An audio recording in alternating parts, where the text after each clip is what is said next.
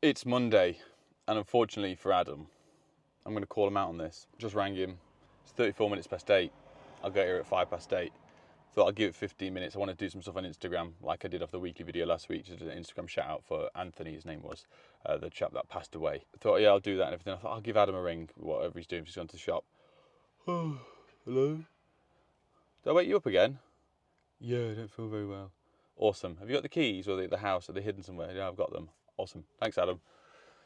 Anyway, I'm doing a fuse board today, but I'll do a quick shout out because I didn't film a lot for the last weekly video, and Hefo1992 commented about how much extra time it takes me on jobs to film. Completely forgot. So Hefo, I'm really sorry. Let's say the rewiring crew, because I actually want to do of how much money I made, I'll happily tell you, off the YouTube videos. I think I filmed 7 videos. So, right, so the initial one, which was the 12,000 rewire price breakdown, we had This Is Ridiculous, a waste of my time. This was the banker sockets. This was day 1. This is mental, never seen a house built like this. It was the RSJs. This is starting to run the cables. 4th one, does it work? Terrifying sockets installs when I had to chip out all the tiles and everything like that.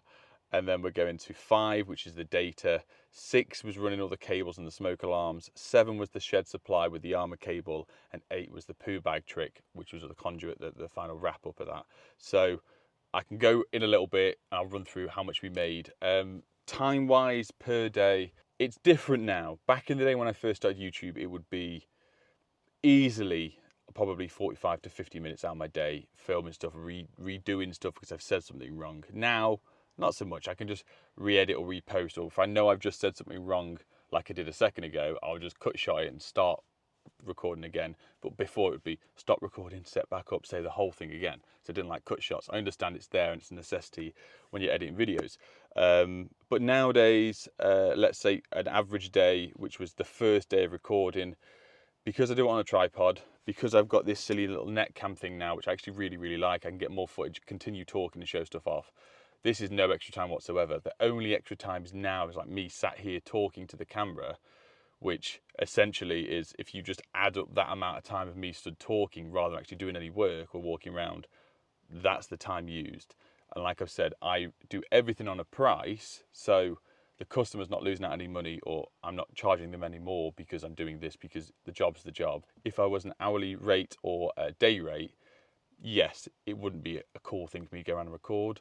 But most of the time now, especially when I'm recording jobs, I'm doing jobs for people, like viewers, you guys that watch me and get me in, and you want me to record. So it's all part and parcel of it. But I would say on an average day, let's say I'm recording here today with Adam and doing the fuse board, I'll probably get an hour's worth of footage. I'll probably chop that down to around about 20 to 25 minutes worth of stuff, and actually stood talking would probably be about 15 minutes. So that's about it. I hope that answers your question, mate. But that's how my hand's looking. It's peeled to hell.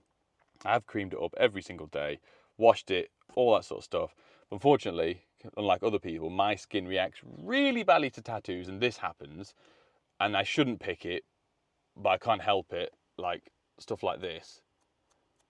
But it is what it is. Right, Adam's here. I thought I'd actually record some electrical content for the weekly video. So Ad spent, to the last, you should have seen the video by now, yeah. Ad's put some bonding on. He came over on Saturday, second fixed most of the stuff other than the lights, but stripped it all, got it all ready. You've just got to do light switches, pendant. Oh, you did the smokes. That's not like you. Normally you leave smokes to last because you hate them. No, I actually like them though. Oh, fair play. But I just didn't have the lights, it's the only reason I didn't do them. oh yeah, it turned up. But the last thing to be chased is just an outside light, which is going in here. But annoyingly, the chaser won't fit, so we're going to hoover and multi-tool.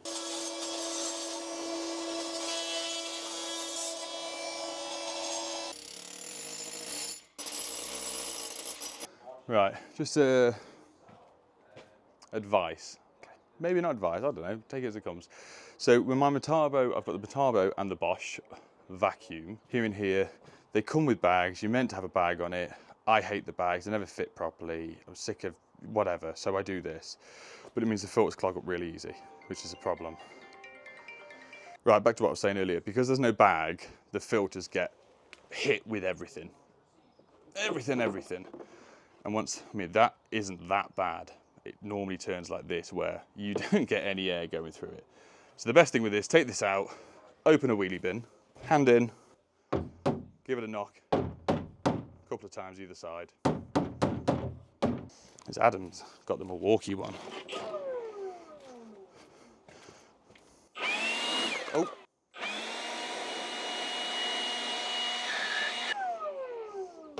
You can tell here, it's still absolutely. This is why you do have bags on them, because it stops all this. I mean, I've had this Hoover over 5 years and I've kept the same filters. Maybe it's time I actually order some new ones. But I know for a fact the first time I use it, they're just going to look like this instantly. But you maintain, you clean it. We normally do it after every rewire. I've just not had the chance. I say we now all the time, like it's two of us. But yeah, you do that, give it a knock, give it a blast, do it both sides, do it with both filters. The Hoover will be like brand new for about 3 minutes and then it'll be back to this again, okay? It is Tuesday morning and we're in the van. We're driving again. Just want to keep bringing up the comments, people saying you shouldn't be driving while recording and everything like that. There's no due care and attention to the road. I have a dash cam and all that sort of stuff. This is no different. So when we all used to enjoy and love Top Gear back in the day in Grand Tour, they have 1,000 cameras scattered around all these cars and they're driving way faster than I am in a car way more expensive, but that's okay. Right, now we clear that up. It's easier for me to record when I'm driving on the way to jobs than waste time when I'm there or whatever. What we're doing today, we've got a list of things. Most important job today is got to ring the accountants to sort loads of stuff out. One of the members of my family has just started chemo treatment. I won't go into it too much, but I'm just nipping over. I've just bought loads of sunflowers. Just pop in, have a brew, say hello, maybe cheer them up a little bit.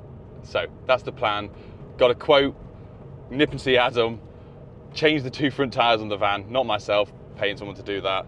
And the list goes on. We've got a bit of stuff I want to do in the unit as well, and something that you're going to hear later on in a video I'm going to do today in the unit. I just thought it was a great day. I've got a list. I want to sort the fuse board out in the unit. I want to nip to Curry's because I really, really want a new Apple Watch. I'm doing loads of steps at the moment, doing loads of the gym stuff. I'm eating really well. It's almost consumed my life, but I love my Apple Watch that I've got, but there's the new one, the Ultra 2 whatever, and it's really tickling my fancy, but I want to go and see one in person and try it on before I go and purchase one or get one out on EE because they're expensive. Drop a like on the video and we will see you after the quote. Right, back in the unit now. Quote successfully done. Simple little job, 4 hours, couple of sockets, timer, whatever. Been on the phone to a billion people, sorting some stuff out, and one really cool thing which I've got to do a training course for one day, but I'll film it all. I'm not going to say who it is yet. It's a battery storage unit. Battery storage company. Yes, that's what I was going for. So you guys haven't seen this yet. It's a video that's coming out next week, but this is what I said. I've just had an idea and I need you guys to write it down in the comment section so I actually remember. Is like this. The Hoover's sat on the other side of this glass here. I'm hoovering here. To turn it off, I've got to get down, turn it off, come back up in the same place. I want to put a wireless switch and I get it on a little key fob, let's say, or have a little button and a magnet or carabiner or whatever. So when you're kneeling down, you're hoovering and whatnot, and in between doing stuff, let's say you're chopping boxes out, and you want to hoover it a little bit, check the box and whatnot, but you don't want the Hoover too close to you because it's really hot and covers you in dust, is do a kinetic wireless socket that the Hoover plugs into, have the Hoover turned on all the time, and then just click it on and off as and when you need it, and have it in a little fob hook on the side of your bag, and every time you use your corded, obviously, Hoover, you could do that. What a brainwave!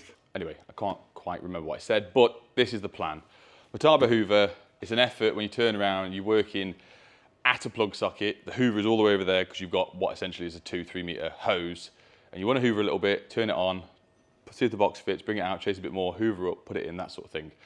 You don't want the Hoover too close to you because you get hideously hot because it spits out hot air and it's noisy, whatever. So the plan was, I have an Energy kinetic receiver. If you don't know what this is a kinetic receiver that you wire in before. This is normally for light switches, and it has a fob, press button, whatever, that uses kinetic energy as you push it. It creates an RF signal, I think that's right, wirelessly to this receiver once it's synced up. The problem is this is only rated up to, I think, 5 amps, and the Hoover is not 5 amps, it's more. But I also bought the key fob version, so hopefully this works. I could use a normal paddle one, but the plan was to put a piece of string on it and tie it around your waist. So when you're working, carabiner, you can put it on your bag, and when you're working, you take it off, put it on your belt, click it on, click it off. So I thought I'd try this with you guys. So I don't actually have any flex in the unit, so I've got a brand new extension which I found up there. I'm going to cut that here, so I can still use this bit if I want to and join through. That is then going to go into, with a stuffing gland, into top of this whisker box, which is big enough to fit the receiver in. And then from the receiver, we're going to do some metal bush and couplers to go straight through, if it will fit into the box. I might just have to do the one now, into a single socket, which the hoover will plug into. So this will plug into the wall, which will plug into this, which will plug into this, so you can turn it on. Anyway, shut up, Nick, let's just get on with it.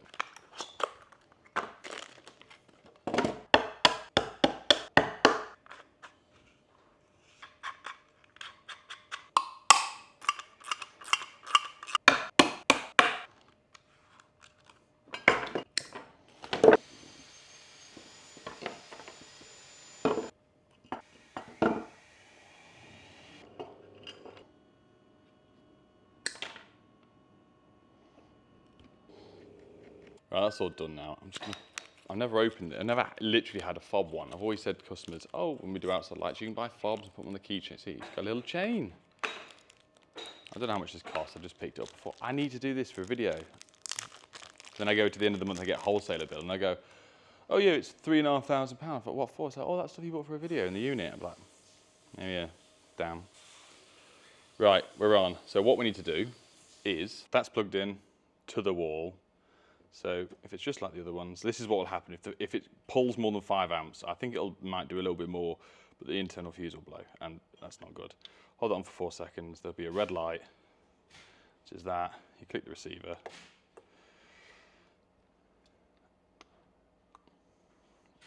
Excuse me. Do I hold this down? Maybe I should read the instructions before doing this. Okay. I've just realised that this fob is. This is Energy and this is Connex. They were on the shelf together and I thought that was the same one. Bundy. I can always get another one. This is the same make.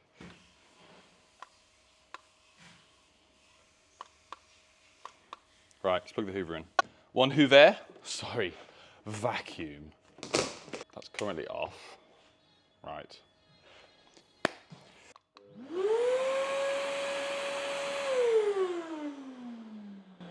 Oh, I just need to hoover it. I don't want to hoover it anymore. Yes! Okay, right, let's put the lid on. Let's have a look at the final product. Fabulous. Oh, I've done it! I want to introduce you all to Deadfoot. This will be in all Waitroses and Sainsbury's across Stafford very soon. I will charge, what's Jordan's business course? How much is that? I would charge you all £4,000 for this invention. I'm going to patent it. Anyway, enough of the jokes. Deadfoot, the reason I've called it Deadfoot is because every time I do this and I want to go and reach the hoover, I've been sat on my foot and it's dead. So Deadfoot, there we go. Easy peasy, lemon squeezy. And that will just stay with that. I will get rid of this and probably just get the receiver to match this, just so I can literally have a carabiner, link that on there. I can hang that on my tool bag and then literally have that here. So as and when I'm doing it, I can just, I hope you guys can hear that clicking. So let me know if you want to do the same. I don't know how long the fuse is going to last physically within the receiver, being essentially 5 amp max. Let me see what the hoover runs at actually. So the hoover's only 6 amp. So it might last forever. Anyway, if you want to copy my invention, I will put my PayPal details below. You can send across the money straight away and then you're free to do your inventions and call it something else as well. Cool. It is Friday morning and it's the first time in quite a few years that I've actually shed a tear this morning. I actually cried as a man, only for maybe 30 seconds. And it wasn't because I woke up with this spot on my face. Last night my daughter's cat/kitten, she was 1-year-old, got hit by a car and died. So I went and buried her in the garden this morning. But the worst part about it is my daughter is at sleepover. She has absolutely no idea. And we had to bury the cat. I couldn't leave it out. It's too hot, all that sort of stuff. And now we're in the mindset of whether or not we tell her what's happened or we just play ignorance that, oh, have you seen the cat recently? No, I haven't seen her for a while. Because this happened 2 years ago. Another one of our cats got killed on the road. And we told the kids, I thought we need to do the right thing, and they need to know about loss and grief. Sat the cat down on the side. He looked like he'd just passed away peacefully. Got the kids to say goodbye, give him a stroke, and we buried him in the garden together as a family. And it upset my daughter that much for nearly 3 to 4 weeks, crying every night and whatnot. And I just felt absolutely awful that I actually put her through that. I don't know if it's the right thing to do that again. Please, guys, if you've got kids and you've been through this before, my daughter is a bit different to normal kids, to the boys. She's hypersensitive to stuff, and she doesn't deal with it very well compared to, let's say, my other kids. So yeah, it's a tough one. I wasn't crying for me. I was crying for the fact that of her, like, oh, it was bizarre. Oh my god. We're back at a job that we did quite a while ago. One of the switches is gone in the garage, so we're just going to take a look. And also I've got to go over to Utoxeter just for 5 minutes. Oh god, shoot me now. Right, it's later on in the day. It's weird that the camera's in here. It's like I almost put it in here and then come out, shut the door. And anyway, it's 12:15 now. I went here this morning, figured out what's wrong, went to the wholesalers, got the bits, went to Utoxeter, did all that lovely stuff for 45 minutes doing data. You'll see from next week's video why. And yeah, so I just thought I'd get some bits together and just show you what we're doing here. I'm trying to figure out a little bit more setups. I keep using the Milwaukee crates because it's just much easier. I'm going to put the label in here because there's one thing that I wish I did when I did this job, which I'll show you, which will come handy with the label. Anyway.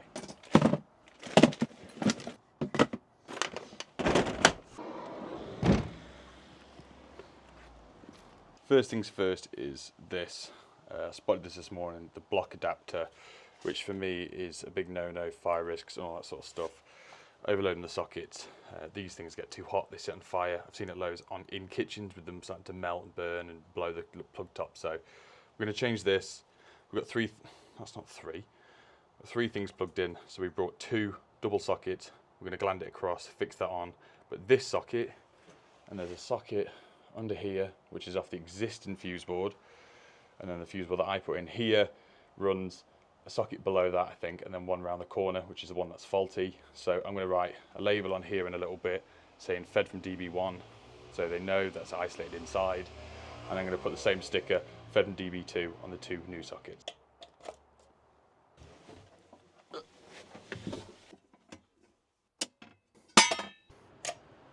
Just found out as well, the customer showed me that this one here is another extension lead that goes all under there. Oh dear, oh dear.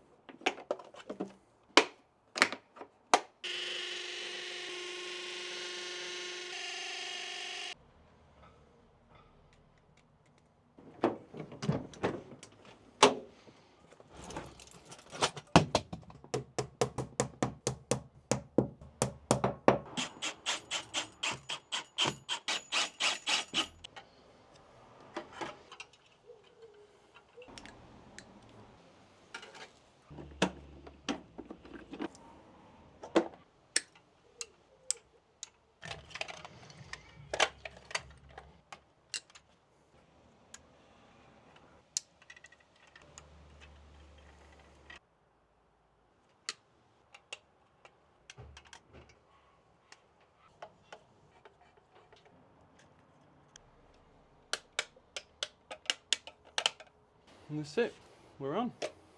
Put the labels on, that's all in. This means we can get rid of this awful contraption now.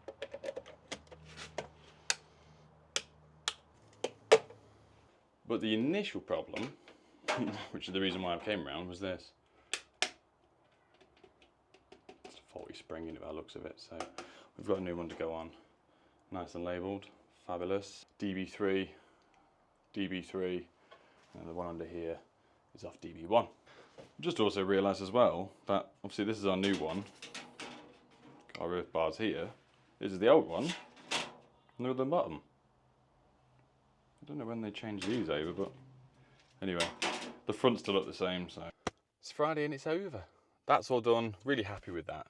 I'm trying to. I don't know if there's tablets that make me do this. Is each job I'm just trying to spend that little bit extra time doing the fine details where maybe before I didn't, or because I was rushing, or I don't know. So I'm on, what's it, like a week and a half on the proper dosage of the tablets now. Yeah, just more focused and everything, I think. Maybe a little bit more emotional, so I cried this morning, but I don't know. Yeah, I'm enjoying it. It's just, I'm just really hot. Yeah, hope you've all enjoyed this weekly video. If you want me to try and pop some more different things in the weekly video, let me know. But it's meant to just be like a little bits and bobs from out the week. But at the same time, I need to try and film 2 main videos throughout the week as well, obviously to put out for everyone. So I'm trying to stay on top of 3 videos a week.